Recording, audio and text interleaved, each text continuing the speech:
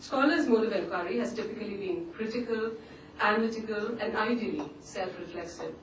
They have sought to privilege inquiry and critique over advocacy and commitment. By controlling and restricting their mode of engagement, academics have thus maintained boundaries which have served to set them apart from the non-academic world. For academic scholars of religion, their many significant others have traditionally included, for instance, those whose truth claims are based on divine revelation or mystical insight, and those who tend towards advocacy and commitment rather than inquiry. These boundaries and the secular consensus of modernity on which they are based have served not merely to demarcate, regulate, and classify academia and its disciplines, but also to establish particular power relations between academic scholars and those whom they study. The truth claims of those being studied are often relegated to a position of inferiority in relation to the findings of the academy, which are assumed to rely on the superior methods of rational scientific inquiry.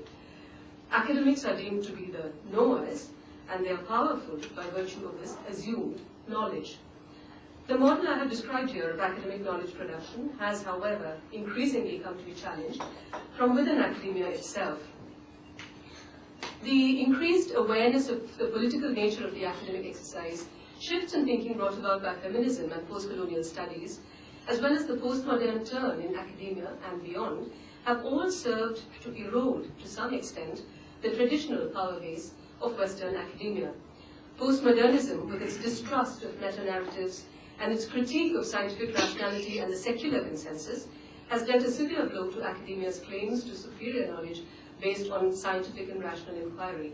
It has exposed the culture-specific, relative, and particular, rather than universal and absolute value of scientific rationality, and undermined the value of academia's truth claims by pointing to the contingent and provisional nature of all truths, calling for critical self-reflection on the part of academics about the truths they hold dear. These developments have all had a crucial bearing on questions relating to the desirability and indeed the possibility of dialogue across the scholar-practitioner divide. This brings me to the question, the larger question that this project seeks to address, which is about public representations of Hinduism, a highly contested territory, as we all know, in recent times. Much like the very many Hindu religious and political groups who have a stake in the question of how this religion called Hinduism is represented in public, academics studying Hinduism too can function as something of an interest group, privileging their own favored representation. Academic representations of Hinduism tend to problematize the idea that Hinduism is a religion, stroke world religion, and emphasize its diverse and polycentric nature. They emphasize the role of the colonial encounter in shaping Hindu self-consciousness as people of a faith. They highlight the multiplicity of traditions that go to make up the whole, identify power inequalities within Hinduism, for instance between caste groupings and between men and women, emphasize the inadequacy of studying Brahmanical and Sanskritic traditions alone to the neglect of popular, everyday folk aspects, and point to the blurred nature of the boundaries between Hinduism and other religions in everyday practice.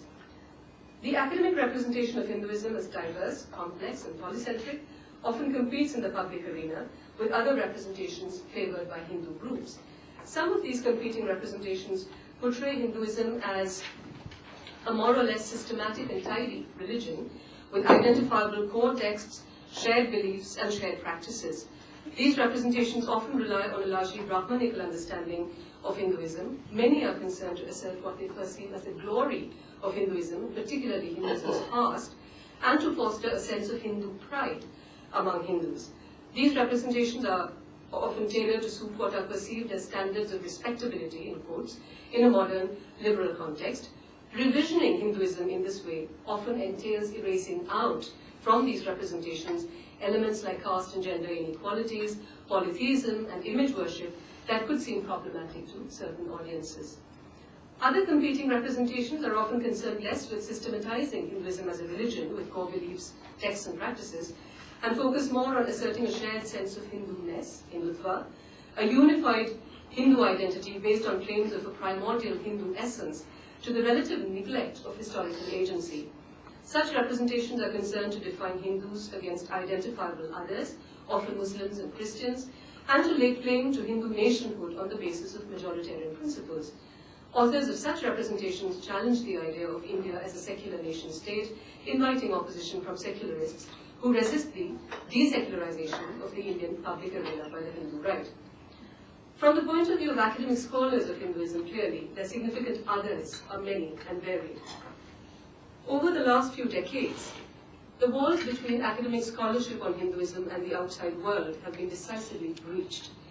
The others, the practitioners, the subjects of academic scrutiny, are beginning to read and engage with scholarly writing. Sometimes they find this writing objectionable and offensive. Sometimes it desecrates their sacred realms. Often it hurts their sentiments. The result is anger, public protest, controversy, and confrontation. Unsurprisingly, this leads to difficult questions about the authority and legitimacy of academic representations and about scholars' presumed right